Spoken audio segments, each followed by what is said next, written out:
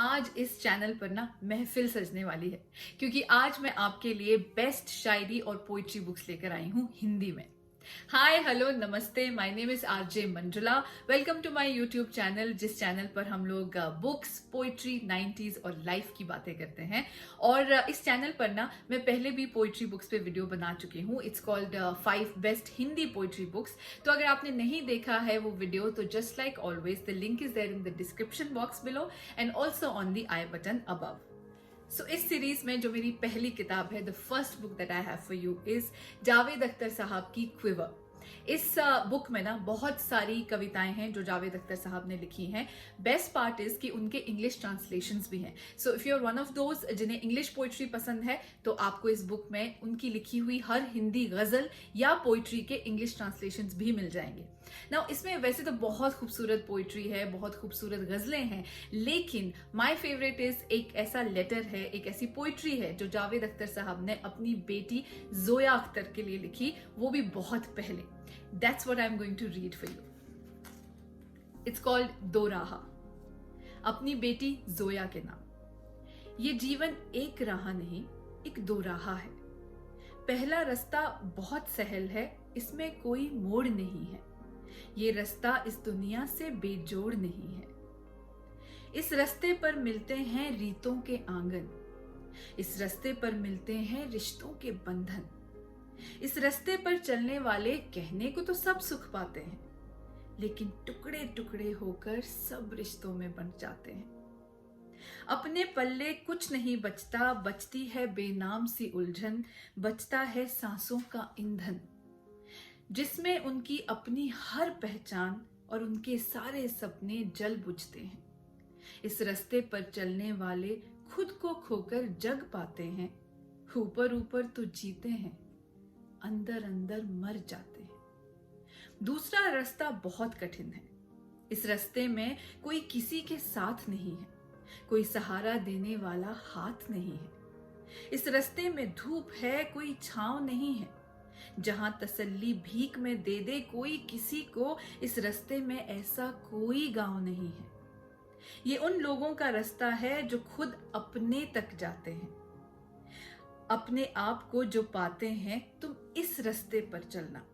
मुझे पता है ये रास्ता आसान नहीं है, लेकिन मुझको ये गम भी है, तुमको अब तक क्यों अपनी पहचान नहीं है।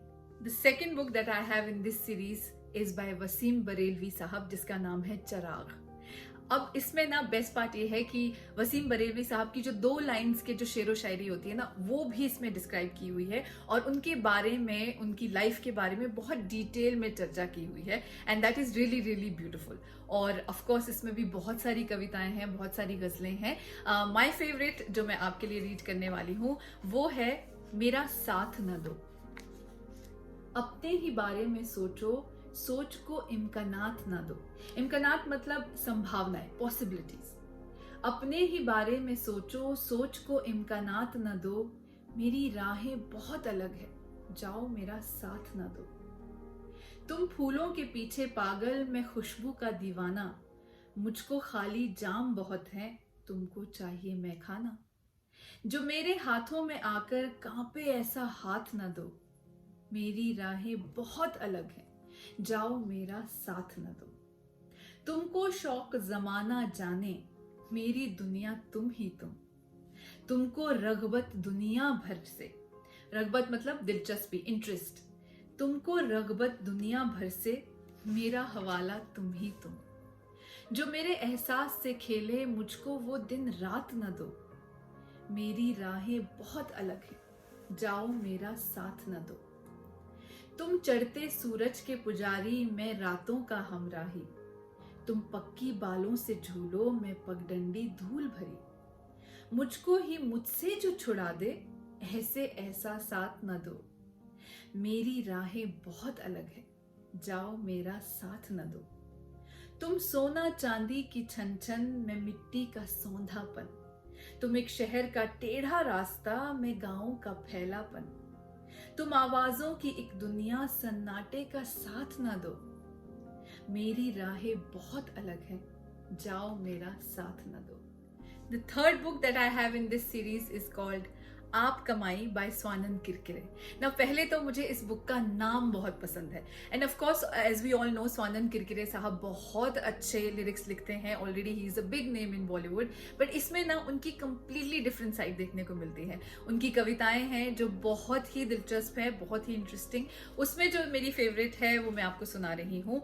तुम मुझे उतना ही जानते हो, तुम मुझे उतना ही जानते हो जितना तुम खुद को पहचानते हो। तुम मुझे उतना ही जानते हो जितना कि तुम खुद को पहचानते हो। सूरज डूबता नहीं धरती घूम जाती है, अपनी समझ में कितनी कांटे बांधते हो। तुम मुझे उतना ही पहचानते हो जितना तुम खुद को जानते हो। रंगोली के रंगों से पूछो हदों में जीने में कितना मजा है। पंखे की हवा से पूछो कैद में रहना कैसी सजा है। गेंद को उतना ही उछालते हो कि फिर झेल सको, लहू को उतना ही उबालते हो कि जिंदा रह सको। जो कर सकते हो वही तो ठानते हो।